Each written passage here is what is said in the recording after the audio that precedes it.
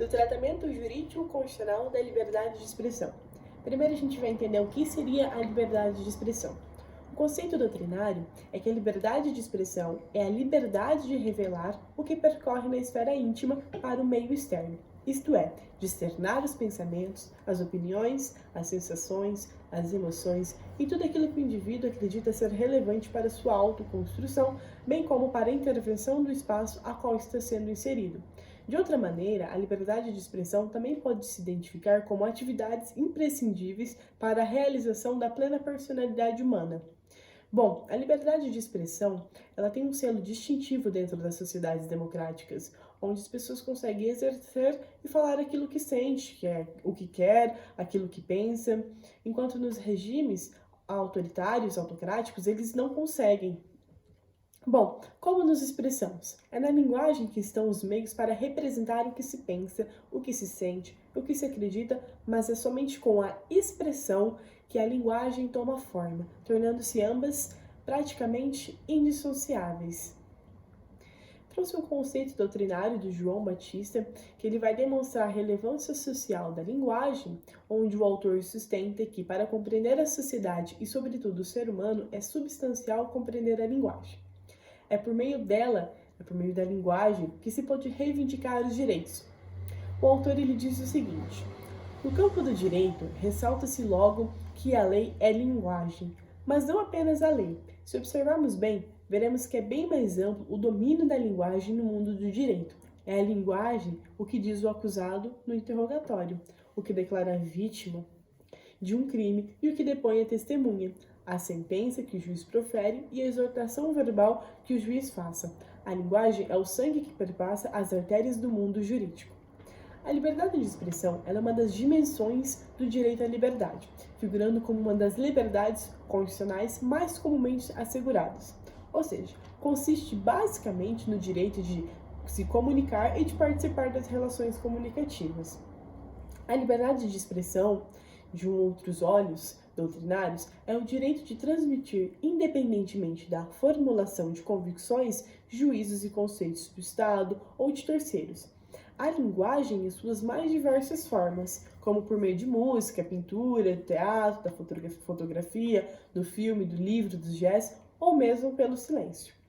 Nessa perspectiva, a liberdade de expressão ela contribui para a busca da verdade, um instrumento protetor para a manifestação do pensamento das minorias sociais, expressão da personalidade humana, no mercado livre das ideias, participação no processo de autodeterminação democrática e conscientização da população para a formação de uma opinião pública mais inclusiva.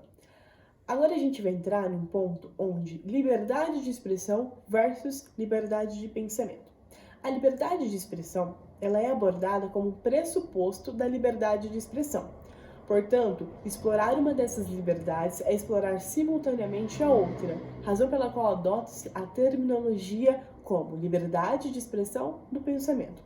Apesar desse vínculo, é importante a gente analisar as liberdades de pensamento e de manifestação isoladamente, porque ambas comportam especificidades. A liberdade de pensamento, por sua vez, ela vai estar assentada na capacidade do ser humano pensar, elaborar juízos de valor e desenvolver criatividades em seu foro íntimo com a sua convicção interna. O pensamento humano, ele é livre, e na esfera interior, ninguém tem o direito de interferir.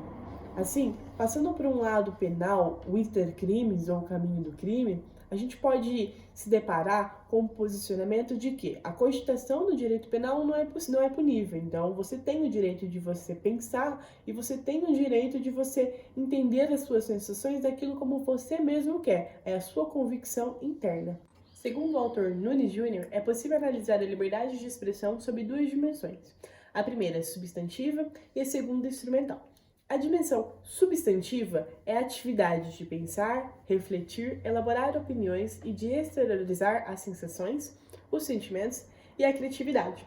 A dimensão instrumental, por sua vez, constitui na capacidade de recorrer-se às mais diversas ferramentas para a divulgação do pensamento, como, por exemplo, o Facebook, o Instagram, o Twitter e o WhatsApp.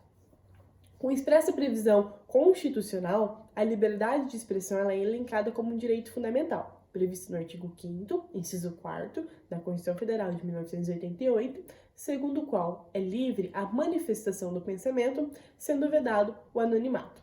Além da tutela constitucional brasileira, a liberdade de expressão ela recebe proteções jurídicas internacionais a partir de tratados internacionais dos quais o Brasil é signatário, como no caso da Declaração Universal de Direitos Humanos, que em seu artigo 19 dispõe que todo ser humano tem direito à liberdade de opiniões e expressão, razão pela qual tem o direito de não ser inquietado durante o seu exercício. A gente também tem um embasamento legal do Pacto Internacional sobre os Direitos Civis e Políticos, que vai tutelar a liberdade de expressão mais especificadamente no seu artigo 19.